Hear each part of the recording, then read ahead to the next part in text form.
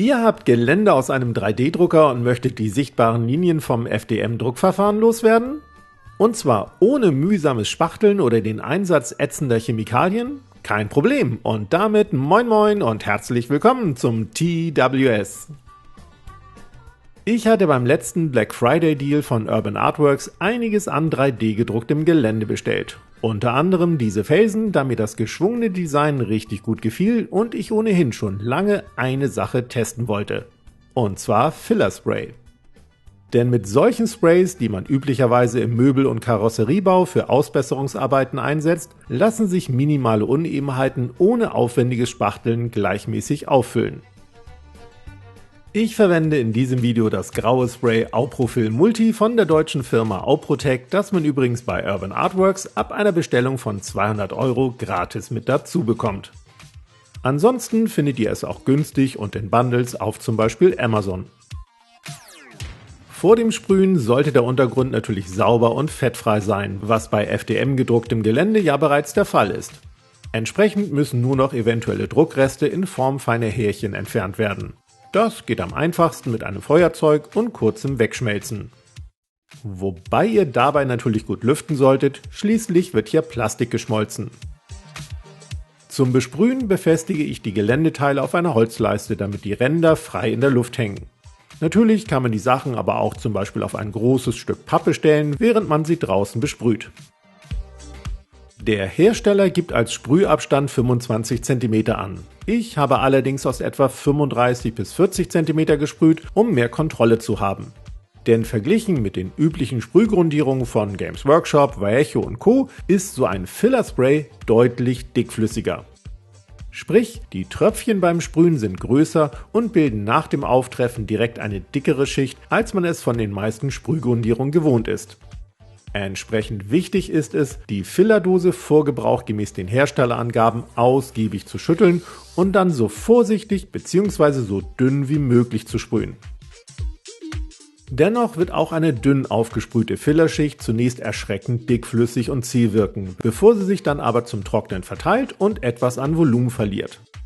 Nach etwa 15 bis 20 Minuten lässt sich das Sprühergebnis vollends beurteilen und ihr könnt ganz nach Geschmack noch eine weitere Schicht auftragen.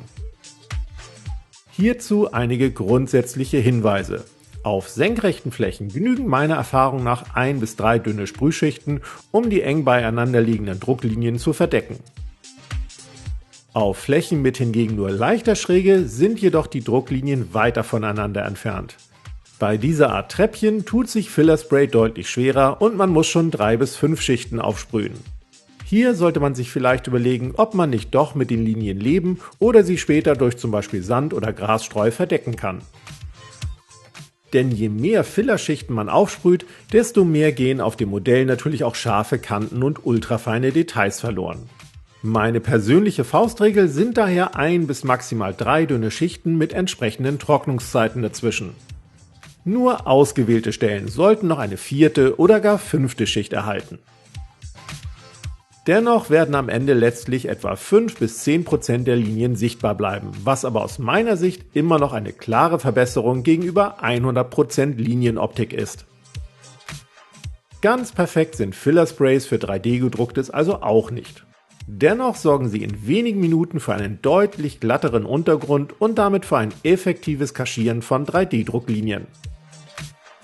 Und noch ein ganz wichtiger Tipp: Bevor es nach dem Filler-Einsatz mit dem eigentlichen Grundieren und anschließendem Bemalen des Geländes weitergeht, muss das Filler Spray jedoch mindestens 24 Stunden komplett durchtrocknen und aushärten. Ansonsten können euch die späteren Farbschichten nämlich unschön aufreißen, weil das Filler Spray beim Aushärten noch schrumpft. Nach 24 Stunden kann ansonsten alles ganz normal grundiert werden, wie hier mit einem schwarzen Spray und einem hellgrau von oben, ähnlich einer Zenitalgrundierung wie bei Miniaturen. So bleiben die Vertiefungen an den Felsen nämlich dunkel, wodurch ich mir gleich den Einsatz von Washes ersparen möchte. Zuerst kommen aber Grundfarben aufs Modell. Dafür nehme ich ein Schiefergrau sowie ein dunkles und ein helles Erdbraun. Diese Farben trage ich nass in nass auf, beginnend mit dem helleren Erdbraun in Bodennähe. Es folgt das dunkle Erdbraun, bevor die Felsspitzen mit dem Schiefergrau bemalt werden. Nach dem Trocknen nehme ich wieder diese 3 Grundfarben und helle sie zum Trockenbürsten mit einem hellen Sandton und einem Hellgrau auf. Los geht's mit dem Schiefergrau, das mit Hellgrau aufgehellt wird und mit dem nur die Felsspitzen trocken gebürstet werden. Danach folgt das dunkle Erdbraun, das ebenfalls mit Hellgrau aufgehellt wird, um nun ein paar Zentimeter tiefer zu bürsten.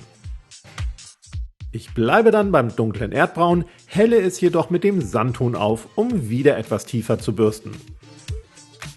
Abschließend folgt das helle Erdbraun, das ebenfalls mit dem Sandton aufgehellt wird. Als letzte Highlights folgen ein Trockenbürsten mit dem puren Hellgrau im oberen Bereich der Felsen. Und danach mit dem hellen Sandton im unteren Bereich in Bodennähe. Und damit wären die Felsen nicht nur spielbereit, sondern auch nahezu von allen Drucklinien befreit. Klar, die Kanten und manche Details sind nicht mehr so scharf wie vorher, aber selbstgebastelte Felsen aus zum Beispiel Hartschaum oder Baumrinde sehen auch nicht wirklich filigraner aus. Ich wünsche euch nun viel Spaß beim Bemalen eurer 3D-Drucke, besonders wenn ihr wie ich noch einiges an gedrucktem Gelände vor euch habt. Wir sehen uns ansonsten im nächsten Video. Bis dann!